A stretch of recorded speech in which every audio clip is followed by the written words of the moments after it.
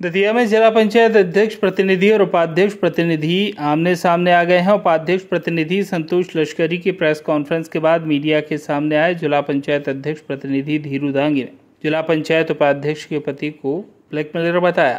Blackmailing कर जिला पंचायत उपाध्यक्ष पति अध्यक्ष और सीईओ से 1 करोड़ रुपए की डिमांड कर रहे हैं, यह आरोप लगाया गया। वहीं जिला पंचायत सीईओ ने कहा, हमारे पास सभी कागजात मौजूद हैं। वहीं जिला पंचायत उपाध्यक्ष संतोष लश्करी, जीतू कुमारिया सदस्य ने प्रेस वार्ता में जिला पंचायत सीईओ कमलेश भार्गव को जिला पंचायत अध्यक्ष धीरू दांगी पर करोड़ों रुपए के भ्रष्टाचार के आरोप भी लगाए। हमारे सामने होते बैठक हो जाती है और 2.5 करोड़ के काम जो है हो गए हैं कल।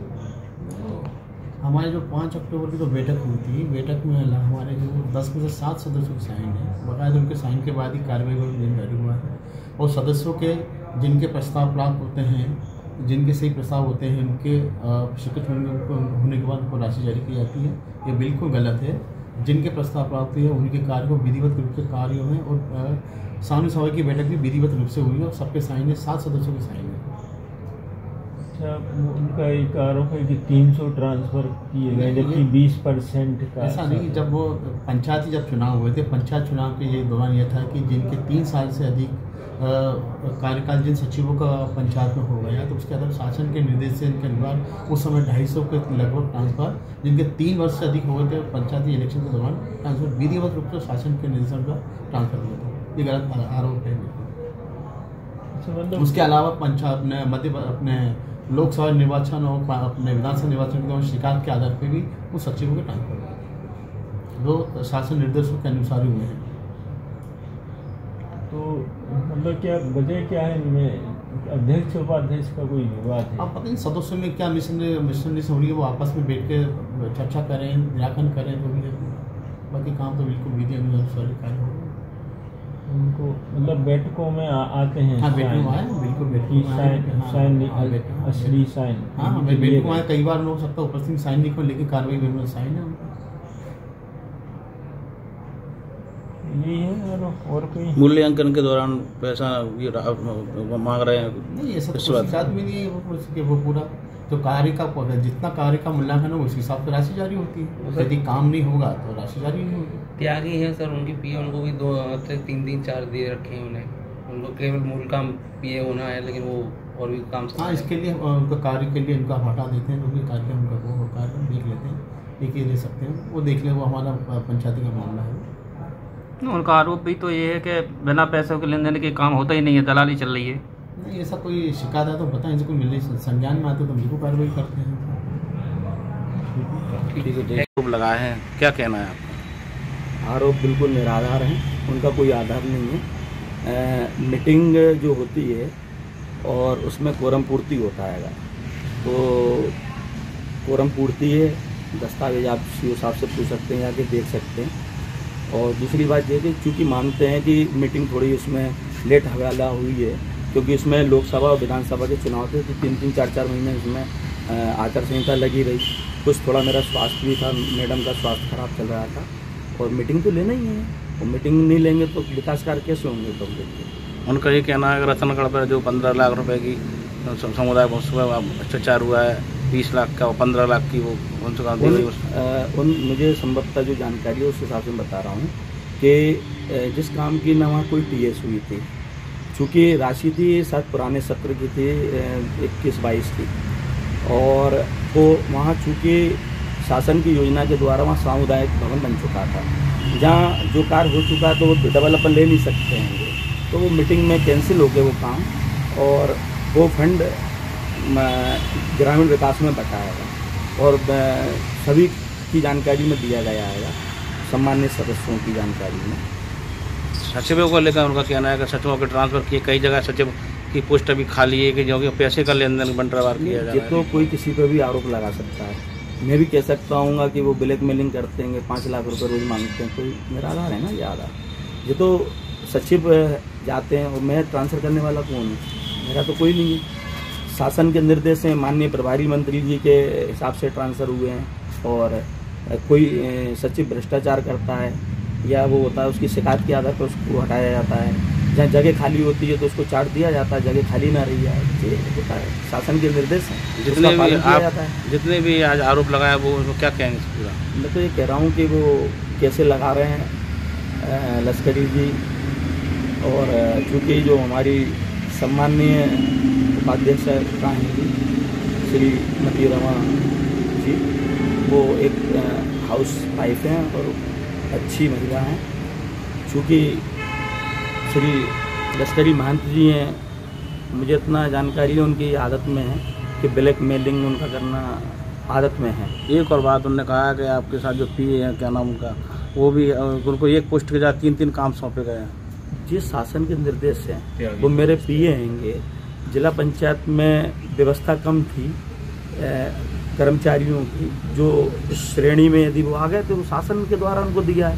वो डीसी पद पे पदस्थ हैं, तो पीए एक अलग विषय हो गया, उनको काम करने के लिए जरूरत पड़ी तो उनका उसमें डीसी हैं, तो इस वजह से उनको चार्ज मिल गया। उससे मेरा कोई लेना देना थोड़ी है। अभी पत्रकार बंधुओं को जय माएगी। मेरा नाम संतोष तिवारी लश्करी है। मैं करेरा विधायक जिला पंचायत का प्रतिनिधि हूँ। मेरी पत्नी जिला पंचायत में उपाध्यक्ष है। पिछली बैठक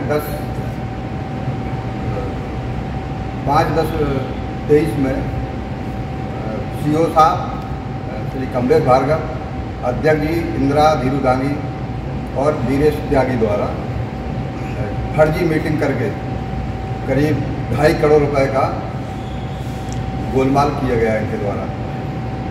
हम मेंबरों की सहमति उसमें नहीं थी। किन निर्माण कार्यों में किया गया 2.5 करोड़?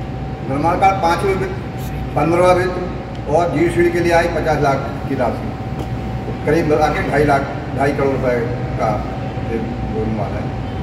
हम केवल 5 लोग मीटिंग में गए थे, सभी लोग मीटिंग में गए थे। मीटिंग में जब ये देखा तो हम लोग मीटिंग से बाहर आ गए थे।